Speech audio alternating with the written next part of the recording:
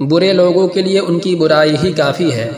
پرانے زمانے میں ایک بادشاہ تھا، اس کے پاس ایک شخص کا آنا جانا تھا۔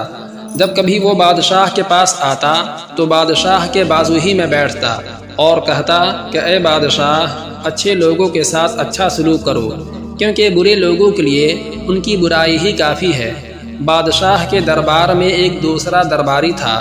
جب اس نے دیکھا کہ یہ تو بادشاہ کو نصیحت کرتا ہے اور بادشاہ بھی اس کی نصیحت غور سے سنتے ہیں اور اس کی خوب عزت کرتے ہیں، اس طرح تو بادشاہ کی نگاہ میں اس کا مرتبہ مجھ سے بڑھ جائے گا، اس لیے اس کو حسد ہونے لگا اور اس نے ایک چال چلی۔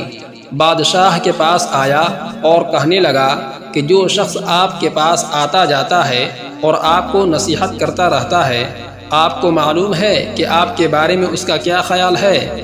بادشاہ نے کہا نہیں۔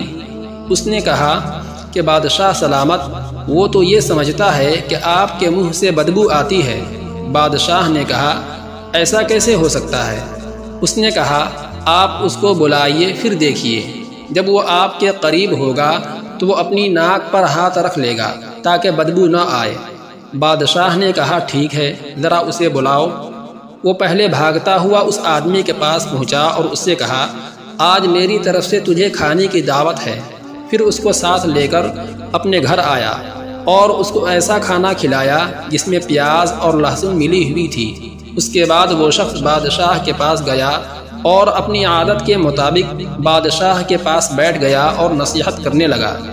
بادشاہ نے کہا ذرا قریب آئیے، تو اس نے اپنے منہ پر ہاتھ رکھ لیا تاکہ بادشاہ کو اس کے منہ کی پیاز اور لہسن کی بدبو کا احساس نہ ہو۔ یہ دیکھ کر بادشاہ کو یقین ہو گیا کہ وہ شخص ٹھیک کہہ رہا تھا، واقعی یہ شخص یہی سمجھتا ہے کہ میرے منہ سے بدبو آتی ہے۔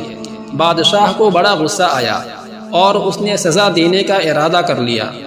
بادشاہ کی عادت تھی کہ انعام کے لیے شاہی حکم لکھ کر دیتا اور سزا کے لیے زبانی حکم کرتا تھا، لیکن معاملہ کو راز میں رکھنے کے لیے اس نے سزا کے لیے اپنی نمائندہ کو خط لکھا، جس میں لکھا تھا کہ جو شخص تمہارے پاس یہ خط لے کر آئے اس کو قتل کر کے اس کی کھال میں بھوسا بھر کر میرے پاس بھیج دو۔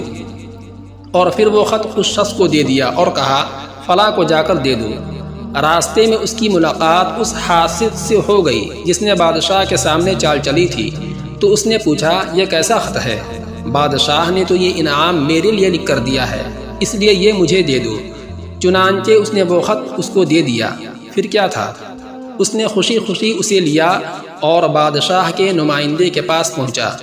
نمائندے نے کہا کہ اب تمہیں قتل کروں گا، کیونکہ اس میں لکھا ہے کہ میں تجھے قتل کر دوں اور تیرے کھال میں بھوسا بھر کر بادشاہ کے پاس بھیج دوں۔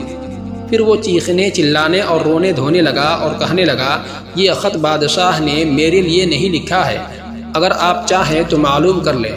اس نے کہا بادشاہ کے خط آ جانے کے بعد تحقیق کی کوئی ضرورت نہیں۔ آخر کار اس نمائندہ نے اس کو قتل کر دیا۔ اگلے دن جب وہ نصیحت کرنے والا شخص بادشاہ کے پاس آیا تو بادشاہ کو بہت حیرت ہوئی۔ اس نے پوچھا تم یہاں، وہ خط کہاں ہے؟ تب اس نے بادشاہ کو ساری کہانی بتائی کہ ایک شخص سے میری ملاقات ہوئی، اس نے مجھ سے وہ خط مانگ لیا کہ دے دو، میں پہنچا دوں گا۔ چنانچہ میں نے وہ خط اسی کو دے دیا۔ پھر بادشاہ نے اس سے پوچھا کہ وہ تیرے بارے میں کہتا تھا کہ تو یہ کہتا ہے کہ بادشاہ کے منہ سے بدبو آتی ہے۔ اس نے کہا نہیں، کس نے کہہ دیا ہے؟ بادشاہ نے کہا کہ جب میں نے اس دن تجھے قریب آنے کے لیے کہا تھا تو تم نے منہ پر ہاتھ کیوں رکھ لیا تھا؟ تو اس نے دعوت اور لہسن پیاز کھانے والی بات بتا دی۔ بادشاہ سمجھ گیا کہ یہ سچا آدمی ہے، وہی اس کا حاسد تھا اور اپنے انجام کو پہنچ گیا، اس لیے یہ صحیح کہا کرتا تھا کہ برے کے لیے اس کی برائی ہی کافی ہے۔